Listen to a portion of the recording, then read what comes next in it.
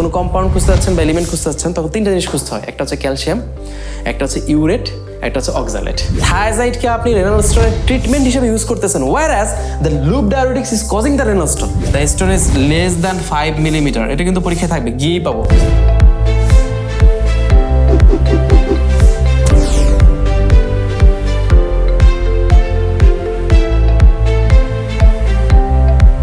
renal stone, তা আমি বলি এরকম, ধরেন যদি এরকম আমি RS নেই, it does mean the renal stone.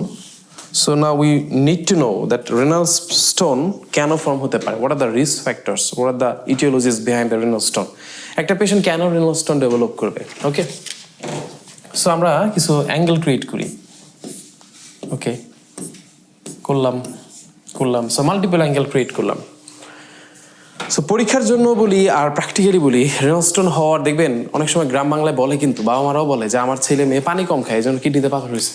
So yes, so dehydration. So dehydration is one of the important causes to form the renal stone. So dehydration must to know. So in your examination centre অথবা পরীক্ষার সেটিংয়ে, exam সেটিংয়ে dehydration থেকে renal stone very unlikely, but practically this is very common. যাই হোক, এটা common দেখে লিখে রাখলাম। পরীক্ষার জন্য সবথেকে কমন কোনটা? ইয়েস, পরীক্ষার জন্য যেগুলো হটকেক হবে, আপনার পরীক্ষার জন্য খুবই গুরুত্বপূর্ণ হবে, like hypercalcemia. So any cause that's leading the patient to have or to develop hypercalcemia, it does mean the patient has high chance to develop renal stone. This is very important. So hypercalcemia কেন? Exam setting hypercalcemia, why?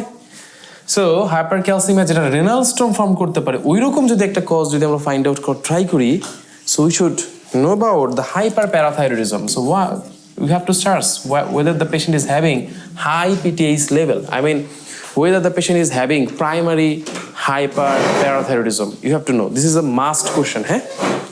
So primary hyperparathyroidism কিন্তু renal stone দিয়ে আসতে পারে, হ্যাঁ? Yeah. So hypercalcemia due to hyperparathyroidism, হ্যাঁ? So high PTH level, you have to search for the high PTH level. হ্যাঁ, এই যে হাইপারক্যালসিমিয়া, নট অনলি দ্য হাইপারক্যালসিমিয়া, মনে রাখতে হবে হাইপারক্যালসিউরিয়া হইতে হবে, হাইপারক্যালসিউরিয়া। সো আপনি আমাকে কোশ্চেন করলেন, ডক্টর আমি যদি হাইপারক্যালসিউরিয়াটা বন্ধ করে দিই তাহলে কি স্টোন ফর্মটা কি কম হয়ে যাবে? এক্স্যাক্টলি। সো এই ফর্মুলাটাকে ইউজ করা হয়, হ্যাঁ, এই ফর্মুলাটাকে ইউজ করা হবে by giving the thiazide diuretics. Okay, thiazide diuretics, এটা একটা কোশ্চেন মার্ক রাখলাম, যেটা আমি পরে ধরবো, ঠিক এই ফর্মুলাটা। সো হাইপারক্যালসিউরিয়া যাতে না হয় এই জন্য we are giving the thiazide diuretics, and eventually ultimately we are treating the patient, okay, so that the patient doesn't develop this kind of renal stone due to the hypercalcemia. Anyways, let us come back to the original point.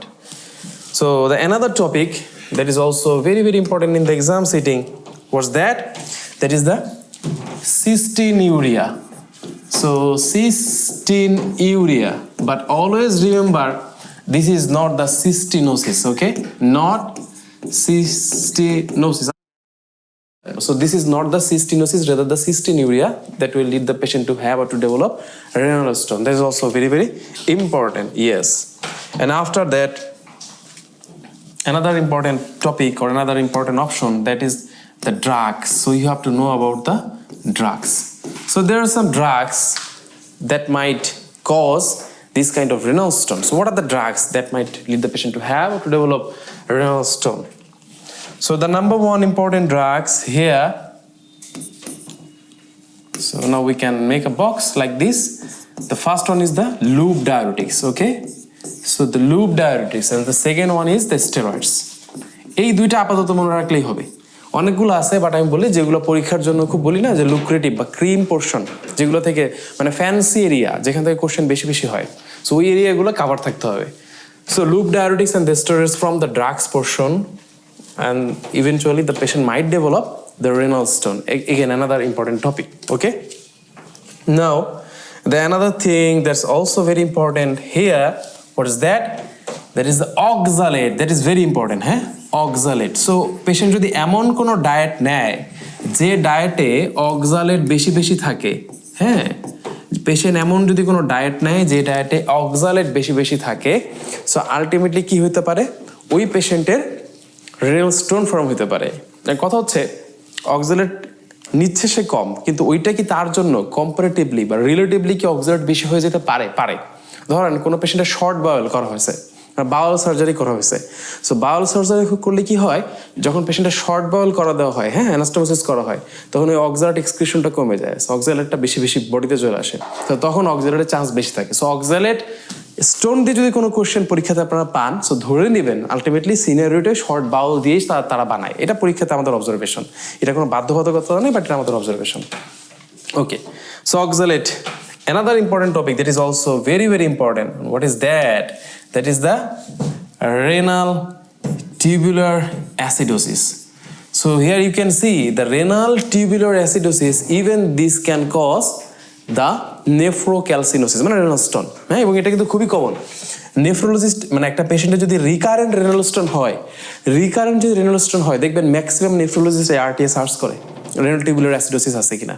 হ্যাঁ, medullary response kidney, renal tubular acidosis, মানে তারা এই ধরনের জিনিসগুলো যেগুলো তারা বারবার দেখে থাকেন, সেগুলো তারা কিন্তু সার্চ করে। হ্যাঁ, রেনাল টিউবুলার অ্যাসিডোসিস, এবং এই আরটিএ পার্টটা কিন্তু খুবই গুরুত্বপূর্ণ একটা পোর্শন। আমরা যারা ফিজিশিয়ান হব, আমাদের জন্য আরটিএ মানে কিন্তু renal tubular acidosis, not the road traffic accident, RTA. হ্যাঁ, সো আর যখনই আমরা আরটিএ শুনবো, আমাদের মাথায় রাখতে হবে renal tubular acidosis, not the road traffic accident. Okay, so RTA, that's very very important. Okay, another important topic, যে এই পেশেন্ট কেন তার why the patient is having the renal stone, recurrent renal stone. So থাকতে পারে এরকম underlying ADPKD. Okay, so underlying ADPKD, I mean autosomal dominant polycystic kidney disease. সাধারণত autosomal dominant polycystic kidney disease দিয়ে renal stone দেয় না পরীক্ষাতে, but এটা মনে রাখতে হবে এডিপিকেডির কিন্তু একটা ইম্পর্টেন্ট প্রেজেন্টেশন কিন্তু রেনাল স্টোন। ওকে, মাথায় রাখতে হবে কিন্তু। ওকে, সো এডিপিকেডির একটা ইম্পর্টেন্ট প্রেজেন্টেশন হচ্ছে রেনাল স্টোন। হ্যাঁ, যদিও কিন্তু এটা বলছি যে প্র্যাকটিক্যালি হয়তো বা খুব একটা কমন না।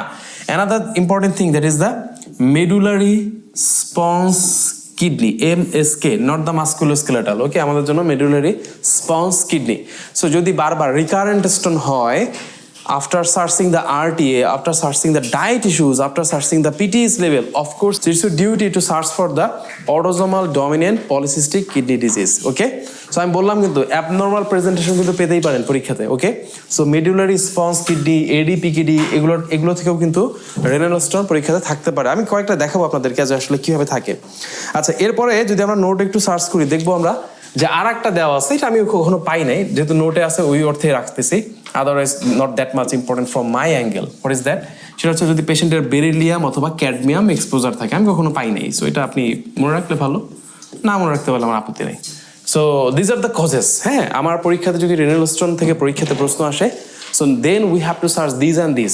এখন পরীক্ষাতে কমন কোনগুলো আমি বলেছিলাম, এডিপিকেডি থেকে যেহেতু একটা কোশ্চেন মাস্ট থাকবেই, সো এডিপিকেডি থেকে যদি অ্যাবনর্মাল কোশ্চেন করার ট্রাই করে, বা থাকে না যে একটু কোশ্চেন একটু ঘুরে দেওয়ার চেষ্টা করতেছে, বা কোশ্চেন এমনভাবে করার চেষ্টা করতেছে যাতে আপনি সহজে এটা রিচ করতে না পারেন, ইন দ্যাট কেস কিন্তু এডিপিকেডি এবং পলিসিস্টিক কিডনি ডিজিজ থেকে রেনাল স্টোন ফর্ম হচ্ছে এখানে যেতে পারে।